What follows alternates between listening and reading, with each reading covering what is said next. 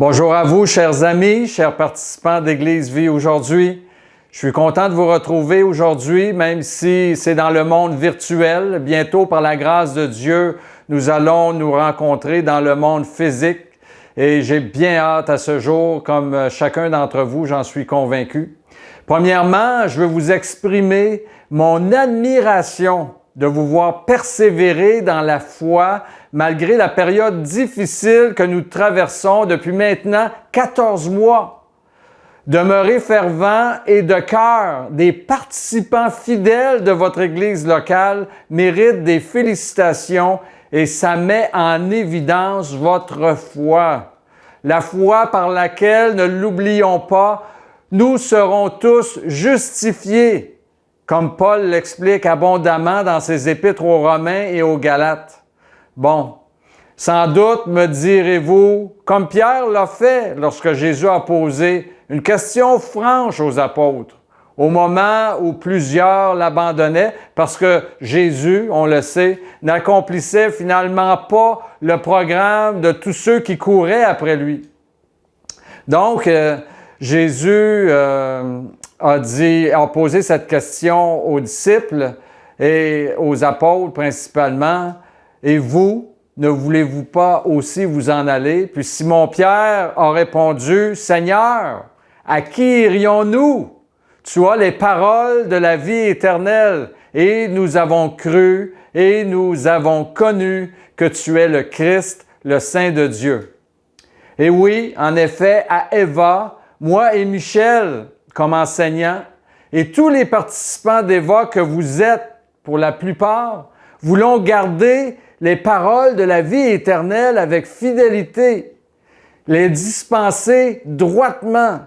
Nous voulons garder le bon dépôt, comme dit Paul à Timothée. Nous voulons donc ensemble faire de l'Église Vie aujourd'hui un lieu de refuge spirituel pour ceux qui aiment la vérité et qui veulent s'attacher aux enseignements de Jésus-Christ. Et réussir ce programme, c'est tout un défi en 2021. Paul, qui peut facilement être identifié avec l'apôtre Pierre comme le fondateur de l'Église de Christ, a laissé ceci comme avertissement.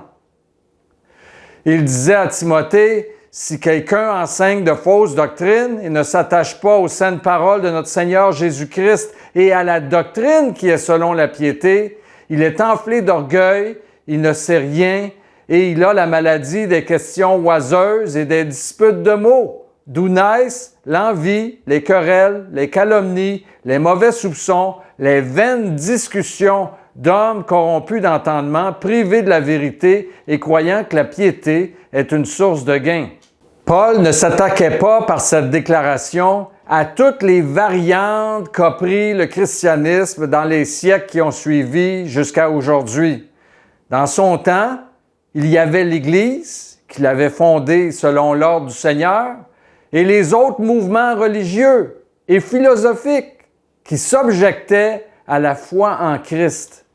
Aujourd'hui, l'Église du Seigneur est morcelée et divisée à cause d'interprétations divergentes sur des sujets comme, entre autres, l'eschatologie, c'est-à-dire la fin des temps, la place de la femme dans l'Église, l'exercice des dons du Saint-Esprit et la place de la culture environnante dans l'Église.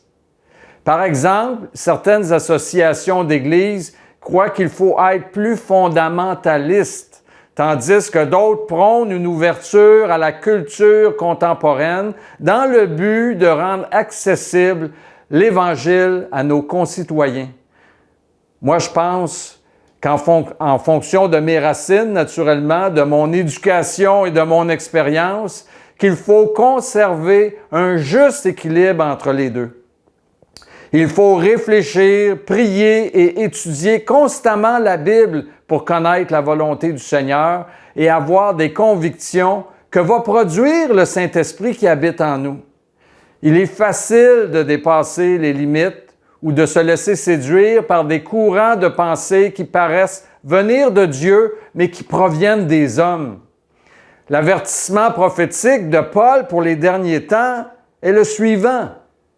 Car il viendra un temps où les hommes ne supporteront pas la saine doctrine, mais ayant la démangeaison d'entendre des choses agréables, ils se donneront une foule de docteurs selon leurs propres désirs, détourneront l'oreille de la vérité et se tourneront vers les fables. Mais toi, sois sobre en toutes choses, supporte les souffrances, fais l'œuvre d'un évangéliste, remplis bien ton ministère.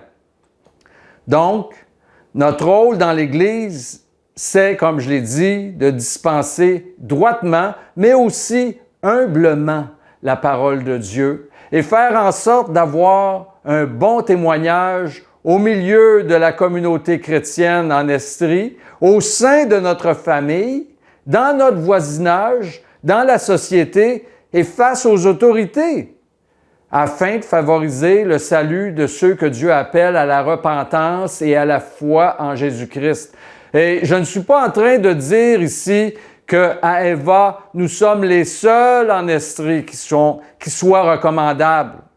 Il y a d'autres assemblées chrétiennes qui sont établies sur le bon fondement, c'est-à-dire Jésus-Christ, crucifié pour nos péchés et ressuscité pour notre justification.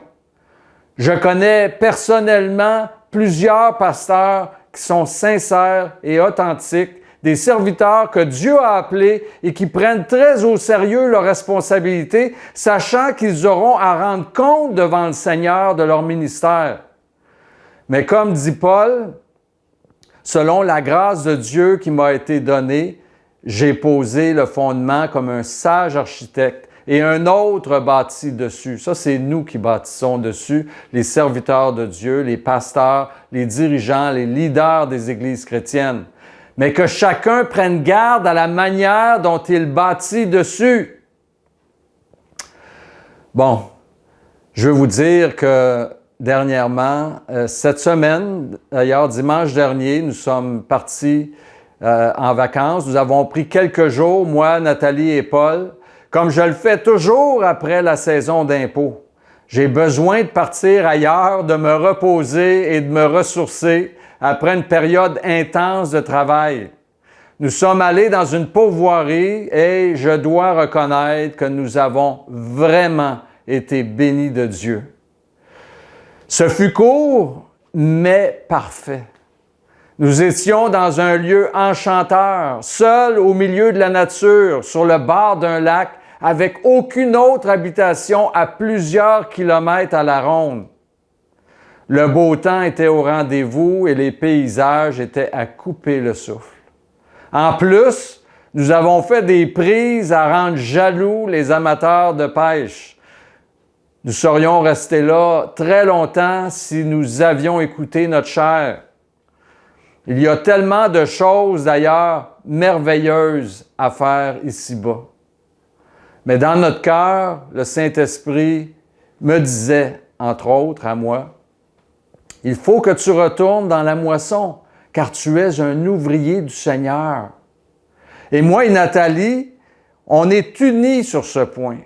Nous devons suivre le Seigneur et travailler pour lui. Nous avons mis les mains à la charrue et nous ne devons pas regarder en arrière. Pour nous, Luc 9, 23 fait partie de la loi de Christ. L'accomplir fait partie de nos obligations chrétiennes. Ceux qui ont écouté le message de la semaine dernière comprendront ce à quoi je fais référence. Et c'est ce à quoi nous nous sommes engagés, moi et Nathalie, le jour où nous sommes allés dans l'eau du baptême. Et que dit Luc 9, 23?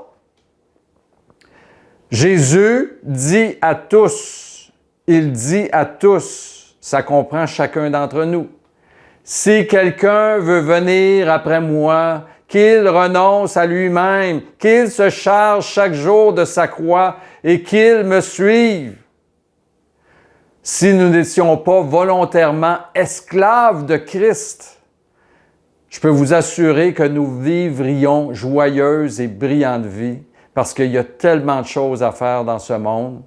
Croyez-moi, il en serait ainsi. Mais si nous voulions aller dans cette voie, tôt ou tard, le malheur nous rattraperait. C'est inévitable pour ceux qui ne sont pas en Christ et qui vivent pour eux-mêmes. Et être riche pour nous-mêmes et non pour Dieu serait la cause d'une ruine éternelle au jour du jugement. Vous croyez que j'exagère? Que j'exagère? Lisez les Écritures. Vous allez être d'accord avec moi. Ma source d'encouragement pour annoncer à moi-même, savez-vous c'est quoi? Savez-vous c'est qui? Vous vous en doutez? C'est Christ. Quand je pense que Jésus n'a jamais profité de certains plaisirs de la vie pour que je sois sauvé d'un châtiment éternel, ça me fortifie et me dispose à suivre ses traces. Non, mais pensez-y. Jésus est allé à la croix à l'âge de 33 ans. On divinise beaucoup Jésus parce qu'on connaît la suite de l'histoire. On trouve ça normal. Mais 3 jours après sa mort, c'est vrai, Jésus est ressuscité et il est monté à la droite de Dieu. Mais on oublie que Jésus a été également parfaitement homme, comme vous et moi. Il avait le don de la vie comme vous et moi. Il avait le potentiel de faire de sa vie tout ce qu'il aurait voulu. Il avait sous les yeux le même monde que nous voyons avec tous les plaisirs que la vie peut nous apporter. Mais dès l'âge de 12 ans, il s'est aligné sur la volonté de son Père. Il était conscient que sa raison d'être ici-bas n'était pas pour connaître une vie joyeuse et brillante selon ce monde, mais il était conscient qu'il était venu pour accomplir le plan rédempteur que son Père avait avait dressé avant la fondation du monde.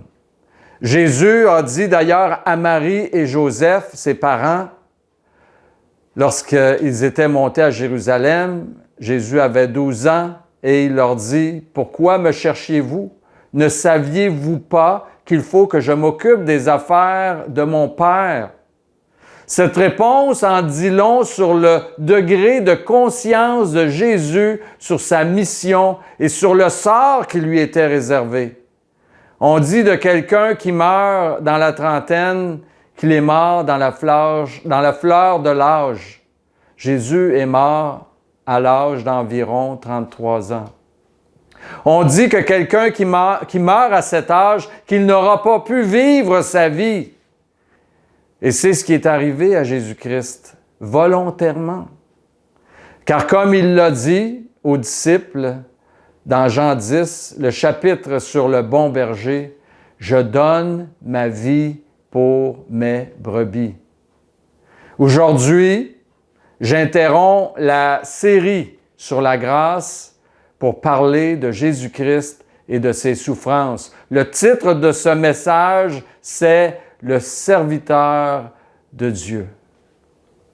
Nous n'avons pas eu l'occasion de faire ensemble le repas du Seigneur depuis plusieurs mois.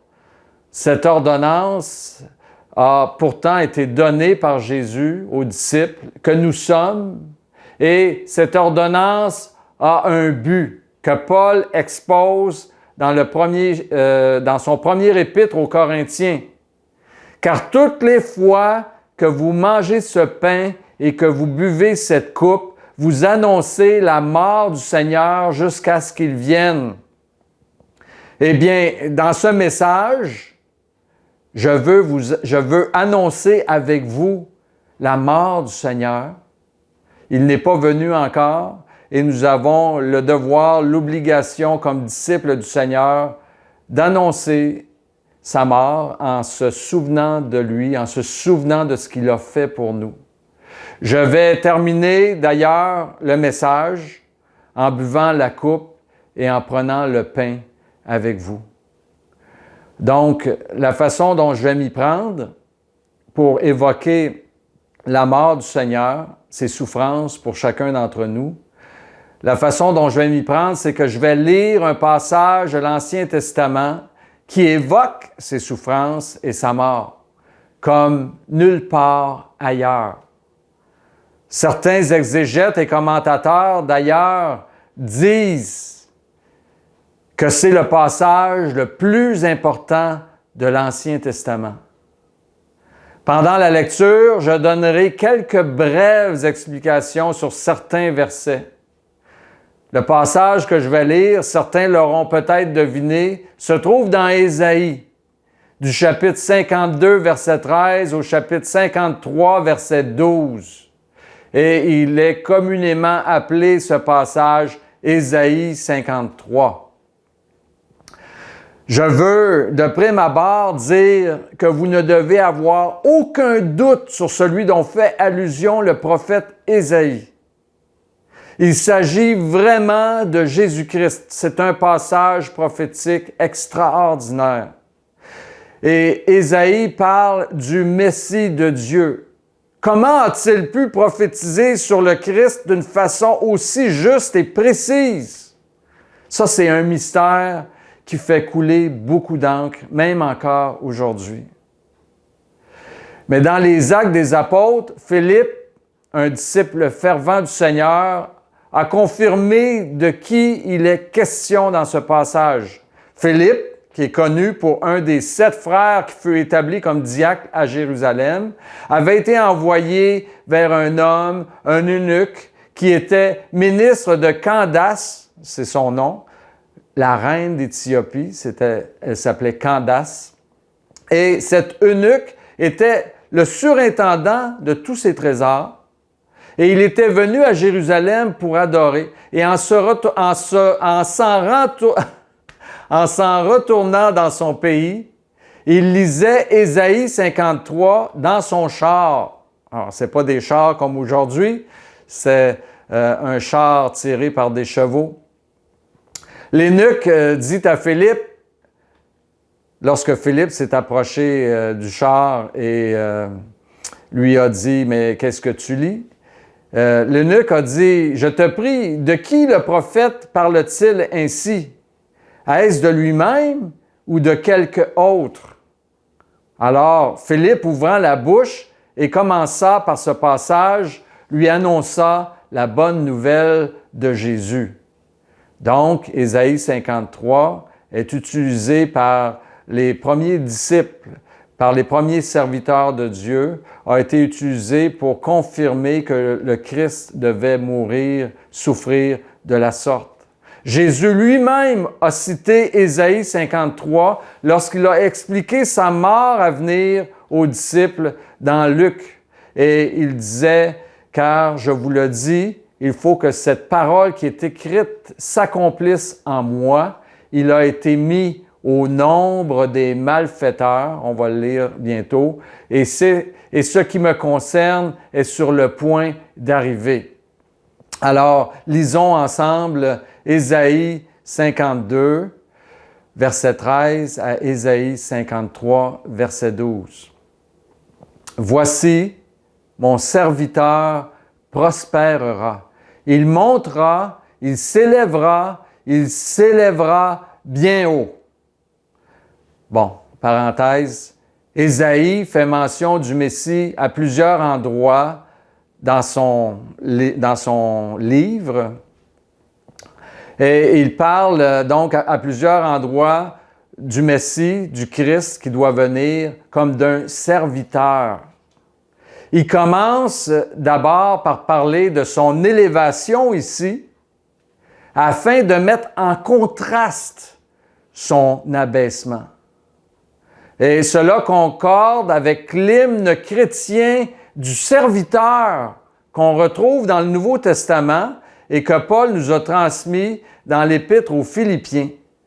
Lorsqu'il a dit « Ayez en vous les sentiments qui étaient en Jésus-Christ », lequel existait en forme de Dieu, n'a point regardé comme une proie à arracher d'être égal avec Dieu, mais il s'est dépouillé lui-même en prenant une forme de serviteur, en devenant semblable aux hommes.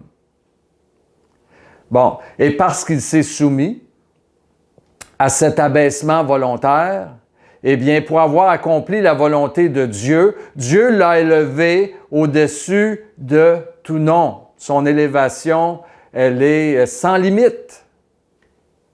OK, je continue le texte d'Ésaïe. Au verset 14, de même qu'il a été pour plusieurs un sujet d'effroi, tant son visage était défiguré, tant son aspect différait de celui des fils de l'homme. De même, il sera pour beaucoup de peuples un sujet de joie. Devant lui, des rois fermeront la bouche, car ils verront ce qui ne leur avait point été raconté. Ils apprendront ce qu'ils n'avaient point entendu. Qui a cru à ce qui nous était annoncé? Qui a reconnu le bras de l'Éternel? Il s'est élevé devant lui comme une faible plante, comme un rejeton qui sort d'une terre desséchée. Il n'avait ni beauté, ni éclat pour attirer nos regards, et son aspect n'avait rien pour nous plaire. OK, une autre parenthèse. Oubliez l'image du beau blond, les cheveux longs avec les yeux bleus. Ce n'est pas l'image typique d'un Juif. Mais de là à dire que Jésus n'était pas beau, c'est une autre affaire. Moi, je ne crois pas que Jésus n'avait pas de charme.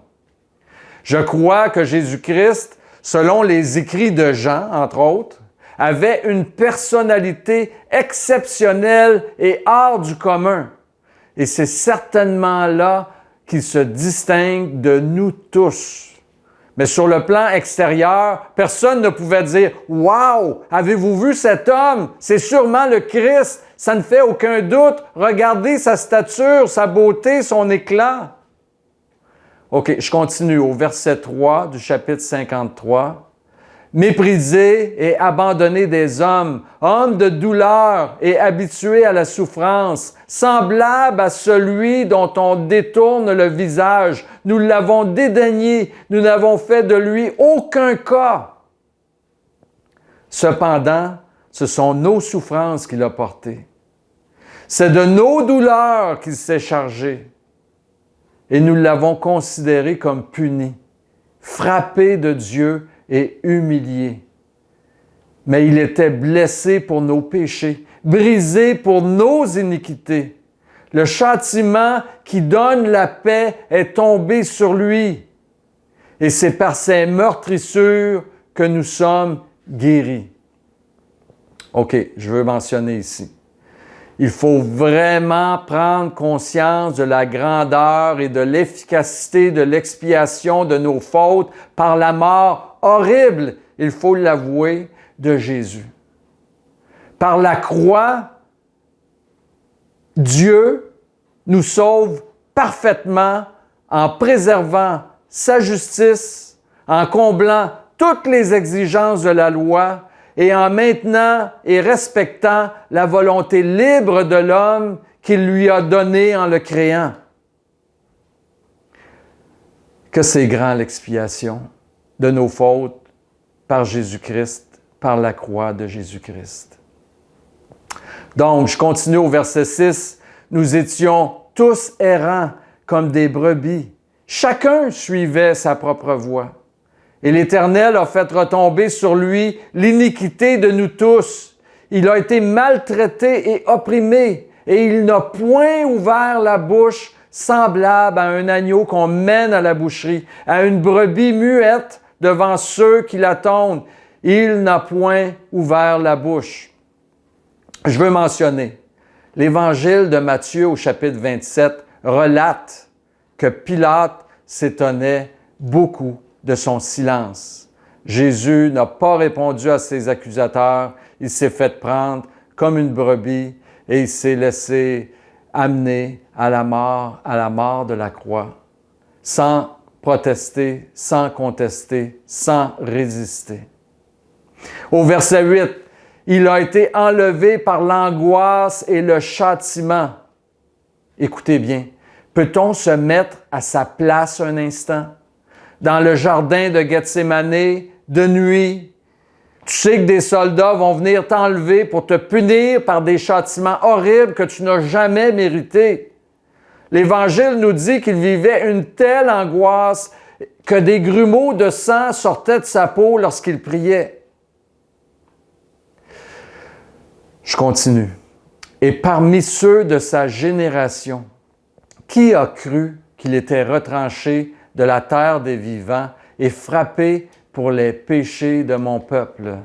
Moi, ça me touche beaucoup de savoir que Jésus, sur la croix, regardait tout son peuple. Plusieurs sont venus au pied de sa croix pour lui crier des injures. Plusieurs étaient là à regarder le spectacle, mais personne ne comprenait que Jésus mourait pour les péchés du monde entier. Au verset 9, on a mis son sépulcre parmi les méchants, son tombeau avec le riche, quoiqu'il n'eût point commis de violence et qu'il n'y eût point de fraude dans sa bouche. Il a plu à l'Éternel de le briser par la souffrance. Après avoir livré sa vie en sacrifice pour le péché, il verra une postérité, prolongera ses jours, et l'œuvre de l'Éternel prospérera entre ses mains. Pendant mes vacances, dans les derniers jours, dans mes méditations, j'ai compris une chose profondément. C'est que sans Christ, rien ne vaut la peine d'exister. Car c'est lui seul qui va enlever la malédiction qui pèse sur la création à cause du péché. Car c'est Christ seul qui a le pouvoir de faire revivre ceux qui sont morts et qui peut donner la vie éternelle. C'est lui seul qui va établir la justice sur la terre et qui va créer un jour une nouvelle terre et de nouveaux cieux où Dieu lui-même va habiter. Oui, l'œuvre de l'Éternel va prospérer entre ses mains. Ce n'est qu'un début. Quelle bonne nouvelle! Sans Jésus-Christ, il n'y a pas d'issue pour ce monde. Nos vies ne vont nulle part et l'humanité est sans avenir sans Christ. Je termine maintenant la lecture au verset 11. À cause du travail de son âme, il rassasiera ses regards. Par sa connaissance, mon serviteur, juste, justifiera beaucoup d'hommes et il se chargera de leur iniquité. C'est pourquoi je lui donnerai sa part avec les grands. Il partagera le butin avec les puissants, parce qu'il s'est livré lui-même à la mort et qu'il a été mis au nombre des malfaiteurs, parce qu'il a porté les péchés de beaucoup d'hommes et qu'il a intercédé pour les coupables. Peut-on dire merci à Jésus-Christ pour tout ce qu'il a fait pour nous, pour tout ce qu'il va faire encore? Alléluia et gloire à Dieu dans les lieux très hauts et paix sur la terre parmi les hommes qui l'agréent, parce que Dieu nous a donné un Sauveur en Jésus-Christ. Avez-vous reconnu la proclamation que les anges ont faite au berger lors de sa naissance, lors de la naissance de Jésus-Christ? Je veux terminer simplement ce message en prenant le pain, en prenant ce petit bout de pain qui représente le corps de notre Seigneur Jésus-Christ qui a été rompu. En fait, ce bout de pain est une participation. On a tous accès à la participation au corps de Christ parce que Christ est mort pour tous les hommes. Alors, ceux qui veulent croire en Jésus-Christ ont droit de participer au repas du Seigneur et le bout de pain qu'ils vont manger est leur participation au corps du Seigneur qui a été rompu. Jésus a été rompu dans d'infâmes souffrances pour que je sois sauvé et que je puisse avoir l'espérance de la vie éternelle. Et je veux prendre cette coupe qui symbolise le sang versé de mon Sauveur parfait, sans tache, sans faute, innocent. Son sang qui a été répandu pour le pardon de mes péchés, pour le pardon de nos péchés et pour le salut de tous les hommes, mais principalement des croyants.